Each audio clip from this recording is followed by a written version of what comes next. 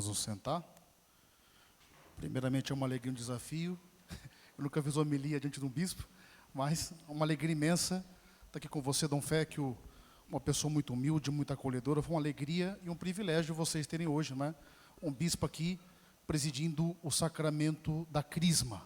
No entanto, nós celebramos hoje o primeiro domingo da Páscoa, o solene domingo pascal. Passamos por um tempo de quaresma, de encontro com Deus, fizemos o tríduo pascal, e a grande questão é nós, a partir do que vivemos esse tempo todo, vocês que vão receber o sacramento da Crisma, se perguntar, quais são os desdobramentos daquilo que eu estou celebrando?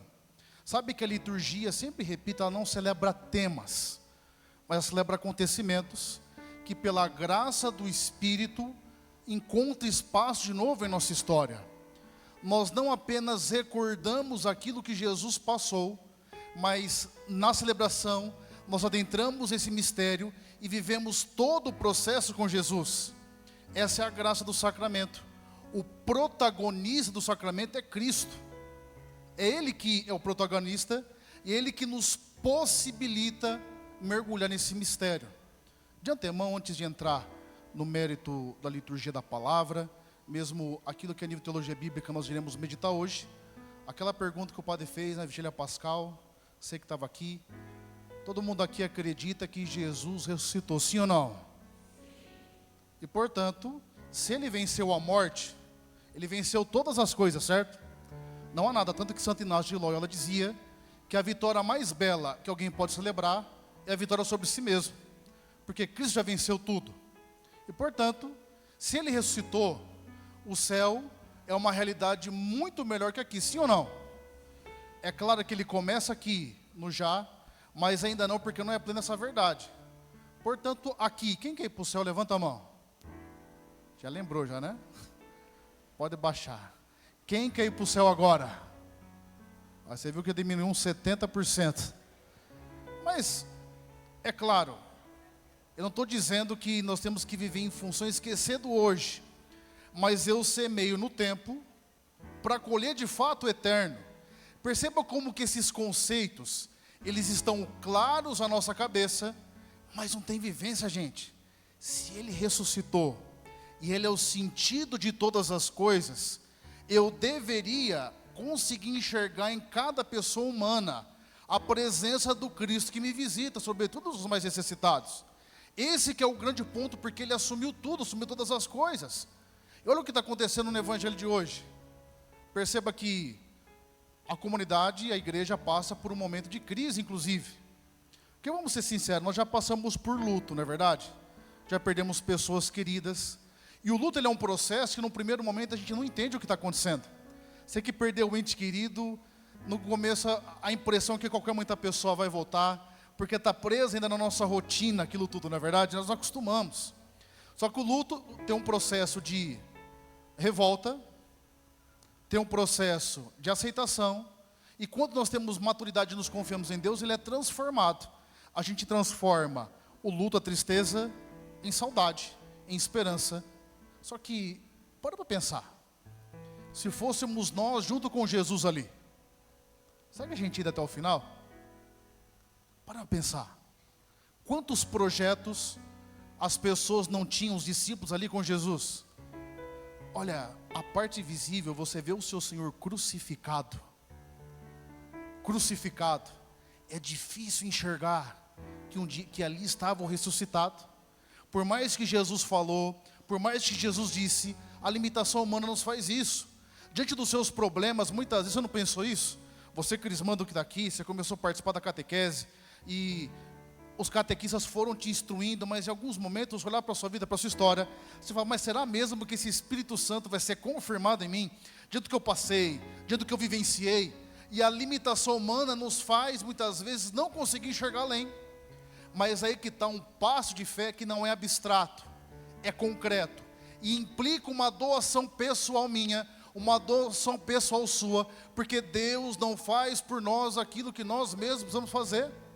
Você percebeu que Maria Madalena voltou ao túmulo preocupada, viu onde Jesus estava, viu que a pedra estava ali, viu que alguma coisa tinha acontecido diferente. Só que vocês perceberam que de todos ali, sabia que nós temos certeza, 2 pessoas não tinham dúvida quanto à ressurreição do Senhor. Quem aqui é mãe? Levanta a mão, por favor. Pode baixar. Você daria tudo, ou faria de tudo, pelo seu filho, sim ou não? Faz tudo. Você percebeu que em nenhum momento fala que Maria foi ao túmulo? A mãe de Jesus, Nossa Senhora? Em nenhum momento. Por quê? Tanto a Virgem Santíssima, quanto o discípulo amado, não precisavam de confirmação. Diz que o discípulo amado, ele viu e acreditou. Porque ela que ali na igreja fica e foi confortando e de fato interpelando a igreja, os discípulos.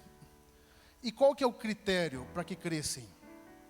Um passo de fé e de confiança no Senhor que transcende, ultrapassa a circunstância. E é essa experiência de fé que nós somos chamados a vivenciar hoje. A não crer porque eu tenho razões meramente humanas. Crer porque pela dinâmica da fé eu entendi que há um sentido nas coisas. E o discípulo amado, ele não era amado porque Jesus o privilegiava, porque ele era mais bonito, porque ele era mais inteligente, porque ele era mais eloquente, porque ele era mais talentoso. Em nenhum momento fala, por exemplo, na escritura que Jesus reclinou a cabeça sobre o peito dele, mas ele reclinava a cabeça sobre o peito de Jesus. E os padres da igreja diziam, olha que bonito isso, que quando ele fazia isso de colocar a cabeça sobre o peito de Jesus, ele queria que os seus pensamentos estivessem sintonizados com o coração de Jesus. Olha que bonito. E foi aquele que foi até o final, até as últimas circunstâncias, e foi ele que levou a Nossa Senhora para casa. Ele correu o mesmo perigo que qualquer outro discípulo. E você perceba que a tradição da igreja entendeu que o discípulo amado era João, mas em nenhum momento fala explicitamente que era João. Por quê? Por mais que haja uma identificação com a pessoa do evangelista João, o apóstolo, nós somos chamados a ser discípulo amado. E sabe quem é o único responsável de sermos discípulo amado ou não? Somos nós. Porque enquanto Pedro, por exemplo, confiava em suas habilidades, no seu jeito, a coisa não acontecia. Mas perceba que o Pedro, da primeira leitura, quando prega, há conversão, e Pedro faz algo que nós precisamos fazer hoje: reinterpretar a nossa história à luz de Cristo, mas não segundo o jeito que nós achamos que tem que ser. Porque hoje, eu brinco com vocês, mas é verdade, a gente vive uma espiritualidade de bandejão. Então, eu aceito isso, não aceito aquilo, eu gosto disso, mas não gosto daquilo outro. Não é por aí. Nós somos chamados hoje a olhar, a trazer Deus para a nossa vida como de fato Ele é. Um Deus que ao mesmo tempo me fala que tem uma eternidade, mas que me fala que eu tenho um comprometimento com aquilo que acontece no mundo, nas coisas. Um Deus que ao mesmo tempo me conforta, me fala de realidades importantes, espirituais, mas um Deus que me responsabiliza aquilo que eu tenho feito e realizado, de fato, na comunidade concreta de vida. Porque, sabe quem são as pessoas mais difíceis da gente amar? Quem está perto. Tem o povo que me fala, nossa, o Pai Jonas é uma benção, vem conviver comigo para você ver. Você muda de opinião, eu dou 7 dias para você. No 7º dia, que não é o meu 7º dia, você já muda, porque é a vida concreta. Eu também sou desafiado a mudar constantemente, a relembrar o Espírito Santo com o qual fui confirmado.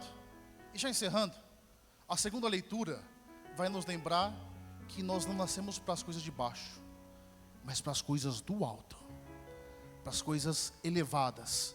Você nasceu para viver esse mundo de qualquer maneira. Nós nascemos para que nesse mundo que vivemos, possamos de fato viver à altura, como dizia São Paulo, a estatura de Cristo. Essa é a grande missão. E sobretudo vocês, os crismandos, logo serão crismados, é essa experiência de fé que é confirmada hoje. Quando alguns foram batizados ontem na solene vigília pascal, mas boa parte de nós fomos batizados quando criança. E quando criança, o sacerdote ou diácono que realizou seu batizado, ele te ungiu com óleo do crisma. Hoje, diante do senhor bispo, você vem e diz, não, eu sou católico, eu quero ser cristão, eu estou assumindo essa dinâmica de fé. Não a fé que eu quero que seja, mas a fé que é a fé da igreja. Não a fé que eu acho bonita e que me conforta apenas, não, mas eu quero ser católico como tem que ser. Eu quero ser comprometido como tem que ter seu comprometimento. Eu quero caminhar na obediência que a igreja espera de mim. Eu quero entender que, de fato, o meu conceito de verdade está baseado na Sagrada Escritura, na tradição, no magistério. Eu quero entender que a minha dinâmica de fé é essa. Essa atitude consciente de olhar para Deus e dizer, eu aceito ser cristão como tem que ser. Porque, para você ter uma noção, o Padre Vieira, nos seus discursos, nas suas homilias, ele dizia que nos primórdios da igreja, olha que interessante isso, se convertiam, se batizavam os convertidos. Hoje a igreja tem a missão de converter os batizados para a fé que é da igreja, não para a fé que eu acho bonita, não para a fé do meu grupo, não para a fé do meu movimento, para a fé da igreja. Os movimentos, as pastorais, os grupos, eles nos colocam uma tônica, mas ela tem que estar relacionada àquilo que Deus espera de nós e sua igreja. Que de fato possamos, à luz do ressuscitado, deixar que essa experiência reverbere em nossas vidas, transforme a nossa história e nos façam pessoas comprometidas com aquilo que é de Jesus em nossas vidas. Feche seus olhos, baixe a sua cabeça.